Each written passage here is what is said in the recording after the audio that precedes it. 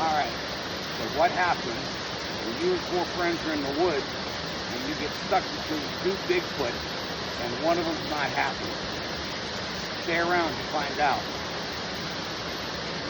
So about 15 years ago, some friends of mine talked me into going to Hocking Hills, Ohio. Some of you probably know what that place is. They have beautiful hiking trails, caves, waterfalls, and you name it. They talked me into going there for a weekend getaway. At the time in my life, I was more of the beer drinking, hell raising, and maybe I'll go ghost hunting type. So they finally convinced me into going by telling me that the cabin that we were going to be staying in, Hocking Hills Farm, was haunted and that they had seen a ghost last time they were there. So finally, I went ahead and I went down there. We got there on a Friday night, or Friday afternoon. They called it a cabin. It was a 2-story house with a fully furnished basement and a 7-person hot tub. If you're ever in the area, go to Hocking Hills Farm. I thoroughly recommend it. So we get there Friday, we eat dinner, and this cabin at Hocking Hills Farm is in the middle of a 200-acre tree farm that butts right up against the mountains, the Allegheny Mountains. So we decided we're going to take a hike. We're not going to go into town. We'll just hike back to the mountains, do the tree farm, and see what we can find. So the 5 of us go hiking out there, and we come up out of the trail, and we come up onto a old road that they used to put in the high tension power line. Dirt road, but you could tell that it was a road at one time. It still wasn't grown over anything, so it's still usable. So we walk through the woods, and the one guy, now these things are all fake, because I don't use any real name in my story. So, not even a story, it's a real encounter. So the one guy, Jamie, he looks down and he says, "Look at this footprint." Now at the time, I was like, yeah, Bigfoot's probably real, but he's not around in Ohio, Pennsylvania area, because that's where I grew up hunting the whole time. And yes, that white stuff you see coming down from the stream is snow. And I've never seen anything that makes me think Bigfoot lived around where I hunted. So he shows me this, and I'm looking at him like, okay, I possibly could see it being like a Bigfoot, but it could be a bear, even though in southern Ohio, there's not lots of bears, but they do get an occasional bear. So I'm like, who knows? So we hike around, and we spend a couple hours out there hiking. We finally go back to the cabin, have a fire, drink a couple beers, and then go to bed. So we go into town, actually Hocking Hills Park, and do our hiking and everything the next day. So Saturday comes, and we're out there, and they've all been there before, so they know where we're going and what to expect. First me, and I'm just amazed by it. I'm just loving all these cliffs and the hiking trails and the caves and the waterfalls. It was amazing. Well, at one point, Jamie, who describes himself as being very, very shy, decides this is when finding Bigfoot first airs. He decides he's going to do a whoop. And he does that, and all of a sudden, everybody in the park is whooping. There are whoops coming from everywhere. That's all you hear. Whoop, whoop, whoop, whoop, everywhere. And this goes on for quite a while. So finally, it's dark. We go out to dinner, eat dinner. We get back to the cabin. My tired fat ass just wants to smoke a cigarette, drink the beer, and sit by the fire. And we start the fire up, and we're sitting there. And Jamie and his wife, Jenny, start saying, "Oh, we got to go out in the woods now and look for Bigfoot." And the other 3 of us are like, "Nah, we're tired. We just want to sit here and drink a while." And I'm thinking, God, you guys are trying to give this old fat man a heart attack. So Jamie is like a bulldog. He just keeps going and going and going until finally everyone relents, and we decide at about midnight we're going to go hiking in the woods, looking for Bigfoot after hiking all day. Now, we're so unprepared. It's not funny. I think we had one flashlight. We had my Toshiba flip cell phone, which didn't have any service out where we're at. And I think he had like an iPod for recording sound. And we had this little dog that we found. When we got there Friday night, this little beagle was there, and it was pretty, you can tell it's been out in the woods for quite a while. We sort of like adopted it while we were there. We feed it, take care of it. So the 5 of us and this little beagle, we decided we're going to go up to the power line road and see if we can call in Bigfoot. So we hike up there, and we get up there to that power line road, and oh my God, you just wouldn't believe it. It was just amazing. Every branch, every leaf, every tree, every blade of grass or leaf had a lightning bug on it. It was like someone had decorated the whole forest for Christmas, and they were all twinkling with lightning bugs. And naturally, you know, having a receiver flip phone was the only camera, it didn't work. We took pictures without the flash, nothing showed up. Took it with the flash, nothing showed up. So, but it was an amazing sight to see.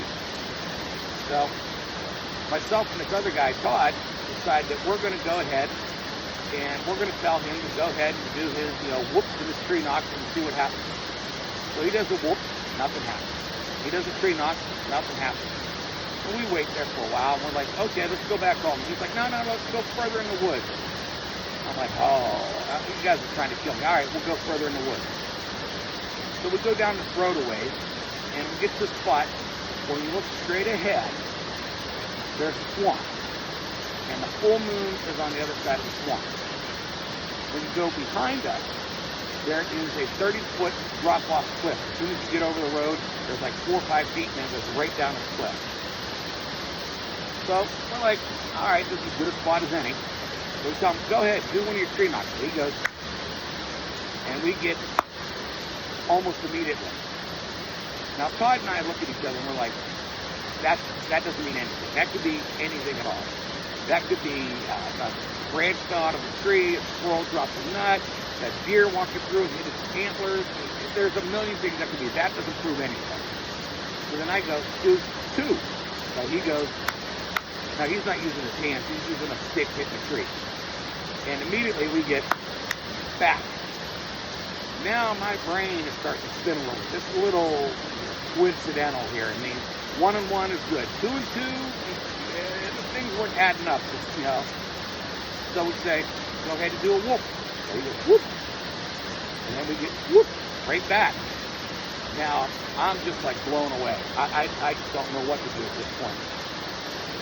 So I'm starting looking into the swamp, and it's kind of hard to see because, again, we're in pitch black, and we're looking into the full moon. And it looks like there's this tree out there, and you see this peeking out every now and then. And now everyone says, okay, this is about right where their Bigfoot encounters stop. No, not even close. So now, a couple other people, Monique and Jenny, are making tree knocks and whoops. And every time they make a tree knock and whoop, we get something that comes back. We do a tree knock, we get a tree knock back. We get a whoop, we get a whoop back. And the whole time, you can hear something sloshing in the swamp. And I still can't really see what this is out there, and it's no longer peeking out from behind that one tree. But I've noticed one thing. As we're doing it, the whoops are getting louder. So I'm figuring with the sloshing in the swamp and the whoops getting louder, that whatever's in the swamp is getting closer to us. So we're doing this is going on for a long while. We actually have an audio recording from this day, and it's over an hour. So we're doing this whoop tree knock for a long time. And just then, Monique comes up to me and says, I'm going to try doing one of those angry gorilla growls you see on TV. And I'm like, just getting ready to say it's not a good idea. And just as soon as she finishes saying that, we hear a whoop. But the only thing is, it's not in the swamp in front of us. It's coming from the cliff behind us. So I'm like, what the heck? And they start going, oh, it got out of the swamp across the road and went down the cliff. I'm like, no way. There's no way, because that full moon lights up the road pretty well, that whatever's in that swamp got out onto the road, down the cliff, without us either A, hearing it, or B, seeing it do it. And just as I finished saying that, we get a whoop from the swamp again. So now it's like we're watching a Wimbledon tennis match. We're in here and a whoop in front of us and a whoop behind us, a whoop in front of us, a whoop behind us. And we're just sitting there going back and forth, listening to this. So finally, there was a pause in it where everything sort of slowed down. And again, this one in the swamp was getting louder and louder, so it was getting closer. And Monique goes, I'm going to do that now. And she goes, everything stopped. Just stopped. Not a peep. Nothing. Then all of a sudden you hear crack, crack, crack, crack, crack, crack, crack. And I'm like, what is that? And I'm looking, and all of a sudden there's this tree flying through the air, and it lands so close to us that I feel the air compression, like when you have a firework or explosion goes off real close to you, just hit me in the chest. And I'm like, one, I'm like, oh shit. I'm like, two, whatever's in there is now going to run out, and I'm going to get to see what it is. And just as I finish thinking at my head, I hear Todd to my immediate right go, F this, except we didn't say F. He goes, F this, I'm out of here. And I look, and the other four of them are running up this road, up the side of this mountain, leaving me behind. I'm like, nope, my bravery just went out the window. And I said, you ain't leaving the old bald fat man behind. And I started running as fast as I could to catch up to him. And as we're clearing towards the top of it to get out of the area that we're in, Jamie's wife, was yelling there, went, don't be careful, no one trip, be careful, no one trip, no one trip, no one fall. And we finally get up to the area that we stopped at where all the lightning bugs were. And we stopped and decided to catch our breath, and we're looking around and we noticed the dog is nowhere around. We were calling it Baby. And we're calling the dog and we're trying to get it, and we keep hearing leaves break and branches break and leaves crumble and everything all around us. And we're like, they're coming behind us, they're coming for us. So we take off. We start walking, not running, walking really fast and heading back towards the cabin. Now, I had the only weapon. You know one of them knives about that big that you unfold the knife blade? Yeah, that was the only weapon we had. No bear spray, no gun, just a little 4-inch folding knife. So we're hustling, walking very fast back to the cabin. And we're hearing these branch snaps and the rustling in the weeds every step of the way. And we finally get back to the clearing. We get over to where we lit our fire. And we're getting ready to poke the fire. We open up a beer, and we're all like super excited. And we're like, in a panic state of shock. And we're talking about what has just happened. And all of a sudden, the dog comes running from the house. He was over hiding underneath the porch of the house. So we're happy to see the little beagle again. And as we're sitting there trying to talk and calm down, we keep hearing these branches break and rustling all around us. So we're like, it's time to go in the house. So we go into the house. Now, practically we put the fire out first, then we went into the house. Now, the other four are all sleeping upstairs. There's 2 bedrooms upstairs on the 2nd floor with locking doors. Me, I'm sleeping in the basement next to the sliding glass door facing the woods we just ran out of. And I'm just like, I know I'm not going to sleep tonight. I know I'm going to look out that door and I'm going to see it staring at me. I did not get a good night's sleep that night, to say the least. I'm like, I'm going to be dead. Come morning, they'll find just bits and pieces of me. I'll be dead. But we made it through the night. The next day, we went out hiking again, and we found some 19-inch footprints in the swamp, and we tried picking up that tree that came flying at us the night before. And it just did not, we could not budge it. 3 guys could not budge it. So, I hope you enjoyed, but that was what had happened to us. I mean, it was amazing. And after that, since that point, I have stopped looking for ghosts so much, and now I look for Bigfoot. And I've had more experiences since then, but that was like the pinnacle. It's like, how do you do any better than that? And if you like the falls behind me, I know it's hard to hear me, it's the waterfalls around there. I am at what's called the Cobble House. It's in Leesburg, Pennsylvania, right outside of Grove City, Pennsylvania, and Mercer, Pennsylvania. And it's actually part of what they call the Cobble House now. There is a great brewery right at the top of the falls. So if you ever want to stop in western Pennsylvania and have a fantastic dining experience with homemade brew, this is the place to go. Here, I'll turn the camera so you can take a quick look. That is the actual Cobble House, and they have tables and everything set up so you can actually sit down here by the falls and drink your homemade beverage and have a good time. I hope you all enjoyed it, and have a good night.